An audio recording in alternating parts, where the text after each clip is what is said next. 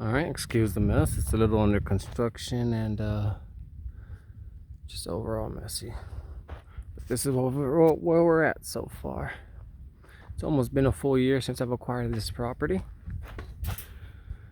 Haven't managed to do much, but managed to do something. I'll start off with the shed.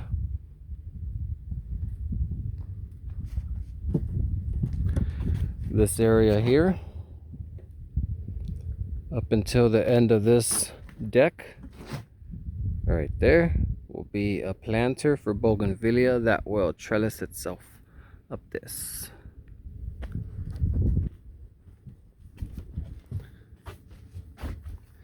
And that planter there will be a pomegranate tree planted, providing shade from that sun in the summer. This is the inside of the shed.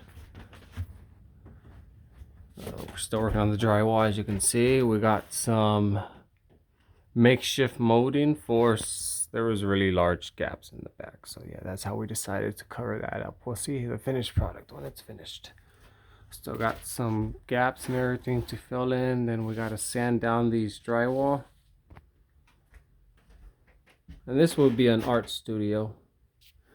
There will be a second door and window going in right here. Window right here will be another door leading to the back part of this, which will also be a patio. Solar panels hooked in through a hole there that we got to seal up with some silicone, and the wires go down here to the solar charge panel right there. Got an air vent with a little solar light right now. Not really sure if that's charging it or not like that, but it's working just fine. Little Amy. Hi, Mamash. What's up? Okay, and then in this first bed we have the first tree we planted. We name her Mimi. She is a Chilean mesquite. Now, I didn't fully research the Chilean mesquite and didn't realize that it doesn't have the same kind of taproot system that a honey mesquite does or a screw bean mesquite. So I have two Chilean mesquites, and those will probably be the only two that I put on this property, and start getting honey mesquites and screw bean mesquites. In this bed, there's Oyas, which are clay pots under this brick. There you go.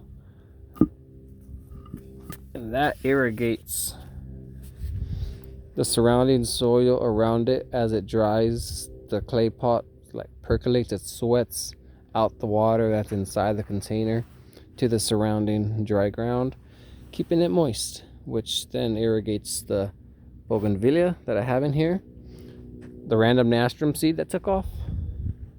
Not too random, I kind of planted there. And then these I planted yesterday. I'm not sure the name, but we'll see how they do. And here's a shot of the bougainvillea.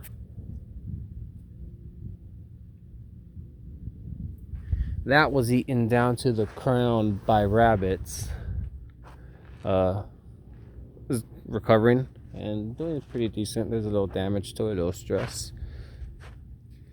Here I put, that's a dead sage that it's not fully dead, but I put it there. We'll see what it sees. You know, worst case scenario, it just becomes organic matter for the soil that needs lots of organic matter. And what I've been doing is I've been applying horse manure to the soils. Right here is, I think it's purple needle grass. I'm not too sure, and it's a little damaged, stressed. It's Peruvian apple cactus right there. And there'll be other things planted in here as we go along. This garden bed here, I excavated the soil and backfilled it with soil mix with the horse manure. And I've seeded it with, like you can see on the surface right here, big galgetta grass seeds, a lot of native grasses, forbs. Let's just see what does well at this site. Here's sort of like a little storage where I'm gonna be building the, what I built a little, what would I even call that? The canopy, a little canopy over it for water protection when it does rain out here. There's a water tower, and here's the bottom part that I built.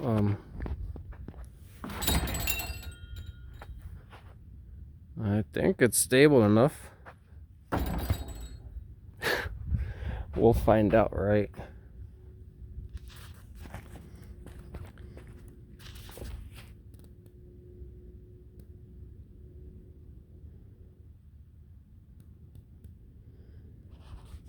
This whole area here up until the water tower, we'll be building a deck, and then right here will be a brick extension that goes to this little dirt pile there, which will be a cob oven. So right now I would be walking on the deck, such as this. Then I have Afghan pine planted there with a clay pot buried next to it, filled with water, and another one here that is just, there's nothing buried next to it. That one's just on the irrigation that I provided, which isn't much.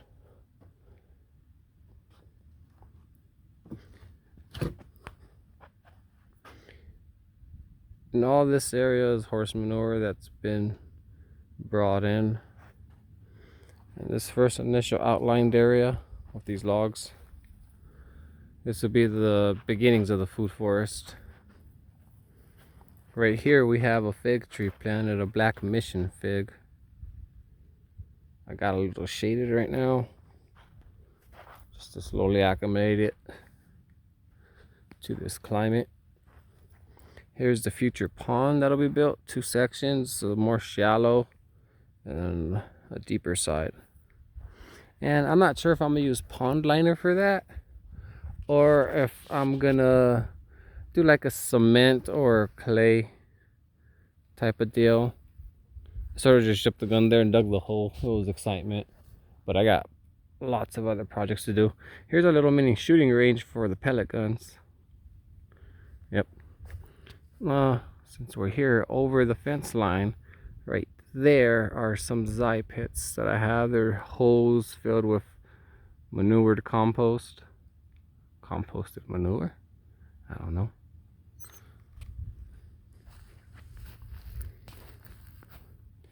And right here we have another Peruvian apple cactus that'll grow up nice and tall. I'm hoping this little corner right here, nice little cactus grove with a path for me to get in and move about to harvest them without getting pricked too many times. Here is our other Chilean mesquite planted next to a clay pot. Another Oya. One time we found, Joy and I found a little baby scorpion chilling around here. Lifted it up and there's a little baby scorpion on the stone right here. That was pretty cute. Let's see. And that irrigates the tree for the most part. In this little cage right here we had 3 total prickly pear cactus, Opuntia species. We're down to 1, but that one, let me see if I can zoom in here. That one has a little arm right there coming up. So it's doing better than I could have expected. This is a makeshift fire right now. That'll be moved to the back when we build the cob oven. This area here where there's a table underneath will be excavated out, backfilled with manure and the native soil mix, and trellis built up here, and we'll be grapevining trellising grapevines up this side wall, which is the east side of the shed. And that's it for the inside current boundaries of Igni. The larger boundaries of Igni I've marked with white posts with little white bags there. Some attempt at rainwater harvesting. I place this straw wattle along a little wash that attempts to slow down some of the rain runoff, which I'm not too sure if it did or not. We had a rain event last week. I wasn't here to see it. Would have been nice, but I didn't. As you can see, this area is already picking up waste. It's already picking up dry litter from the winds. Oh, Joey and my father are home from their trip to McDonald's, and that'll end the video. Goodbye.